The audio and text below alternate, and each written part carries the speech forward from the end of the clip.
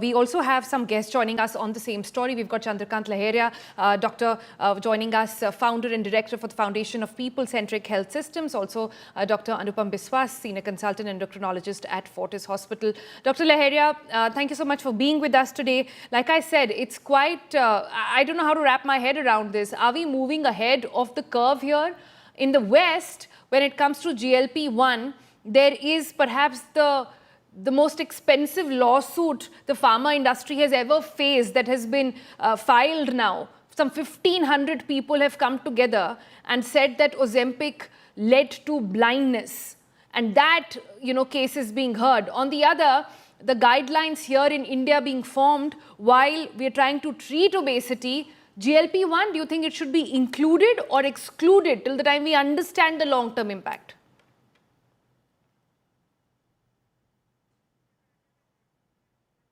Dr. Laheria, you're on mute. If you could unmute yourself, please.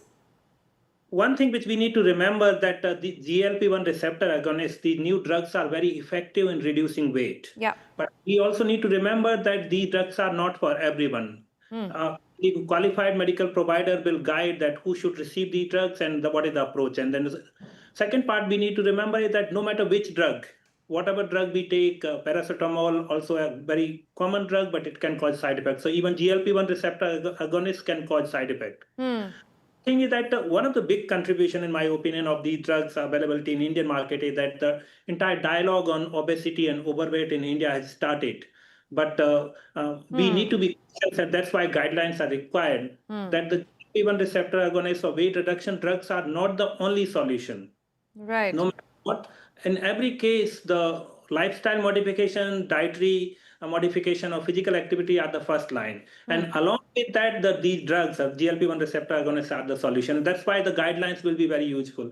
And then fourth point is, I was hearing the feature which was run before this, that we know that it's not the double burden, but India has a triple burden of malnutrition, which essentially means undernutrition, overnutrition, and micronutrition deficiency. Yes. If you go to any place, there are iodine deficiency, vitamin D deficiency, other micronutrient deficiencies. So we need to ensure to the people that they have a right weight, not the excess weight.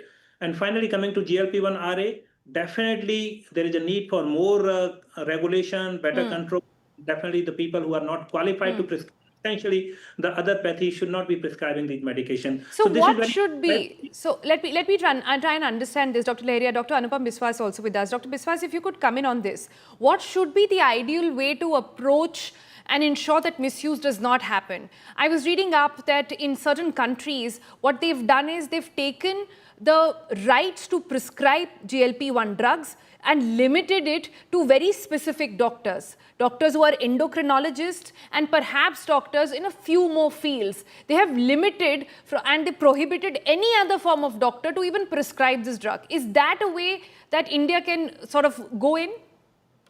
Yes, so that is a very important question, because if we misuse the drug, obviously there are going to be consequences. So it's very important for us to know who can prescribe these drugs, so that only patients who require these drugs should benefit from it.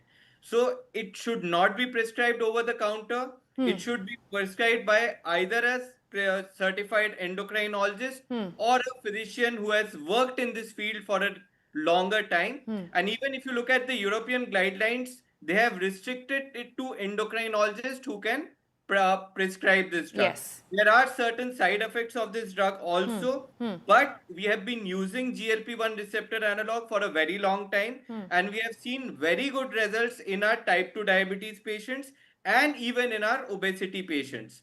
But again, it is very important to screen, and after screening, we have to evaluate who are the patients who require these drugs. And based on the guidelines, we would recommend these drugs to these patients.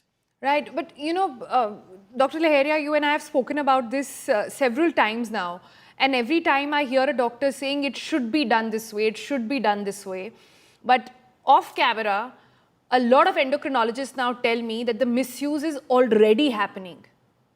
Every second person coming into clinics today does not need the GLP-1 but is asking for GLP-1. It of course doesn't help when Serena Williams, Oprah Winfrey actually endorse it. So clearly, we can't leave it for for good sort of judgment to sit in on people. We need clear guidelines. We need clear guardrails. So we can't perhaps wait for just these guidelines. There should be proper rules that are sort of rolled out by the health ministry even before. I think I cannot agree more on this topic because there is like a lot of surrogate marketing going on for the drugs, and which is, in my opinion, worrying. Of course, any medication, especially when a new medication, should be prescribed by a qualified provider who is trained in the area, endocrinologist, internal medicine specialist, even an MBBS physician who is trained. So the point which Dr. Vishwas mentioned, that a person should be qualified to prescribe this medication.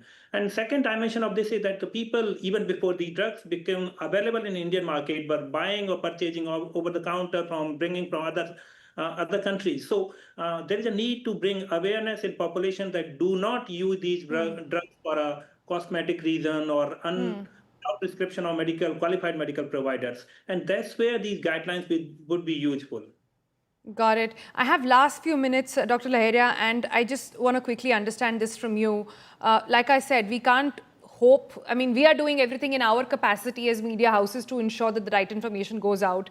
We are doing a health show every day and telling people almost on alternate day basis about obesity drugs, the pros and cons, the red lines, the Lakshman Rekha that you must not follow, you must not cross, etc.